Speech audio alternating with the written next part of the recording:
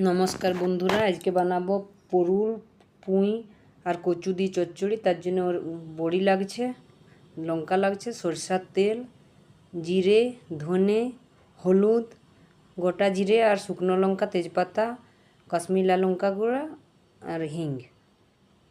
सब থেকে प्रथम बड़ीटा भेजे लेब। देखुन एकटू तेल दिएছি, तेलटा गरम হয়ে গেছে। এবারে বড়িটা কম আঁচ করে ভালো করে ভেজে নেব। দেখুন ভাজা হয়ে গেছে, তুলে নিয়েছি।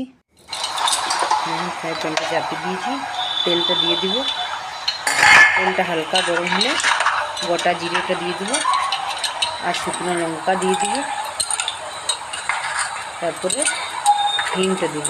এই চচ্চড়িতে হিংটা বেশি করে একটু দেবেন। হিংটা দিলে খুব ভালো একটা গন্ধ বেরোয় বা খেতেও খুব ভালো হয়। হিংটা দিয়ে দিয়েছি দেখুন। এবারে আমি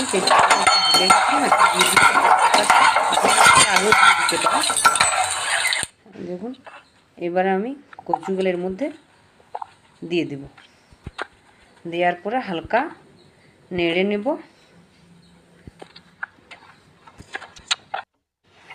দেখুন কচুটা মোটামুটি ভাজা হয়ে গেছে। এই সময় পরুলটা দিয়ে দেব। পরুলে একটু জল বেরোয়। পরুলটা দিয়ে পরে হালকা আঁচ করে ভেজে নেব। একটু ভেজে নিয়ে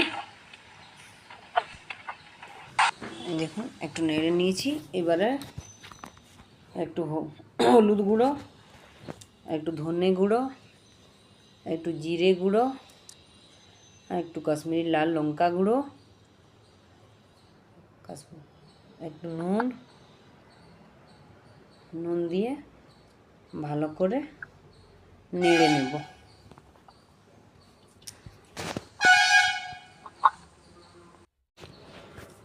ভাজাটা হয়ে গেছে। এবারে পুঁই শাকটা দেখুন, পুঁই শাকের বীজগুলো এগুলো দিলে আরও ভালো লাগে চচ্চড়িটা। এগুলো অবশ্যই থাকলে দিবেন। এটা দেওয়ার পরে একটুকু হালকা নেড়ে নেব। হালকা নাড়ার পরে এটাকে প্রায় 10 মিনিটের মতন মিডিয়াম আঁচে এটাকে ঢাকা দিয়ে দেব। দেখুন ঢাকাটা খুললুম, দেখুন কতটা জল বেরিয়েছে। এই জলেই এগুলো সিদ্ধ হয়ে গেছে, আর জল লাগবে না আলাদা করে।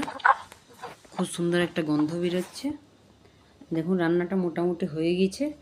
এবারে এর মধ্যে একটু ভাজা মশলা, জিরে, ধনে আর শুকনো লঙ্কা গুঁড়ো ওটা দিয়ে দিয়েছি। এবারে এটাকে ঢেলে নেব।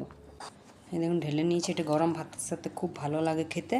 যদি ভালো লাগে একটা লাইক করবেন, সাবস্ক্রাইব করবেন, আর অন্য রান্নার জন্য খুব তাড়াতাড়ি চলে আসছি।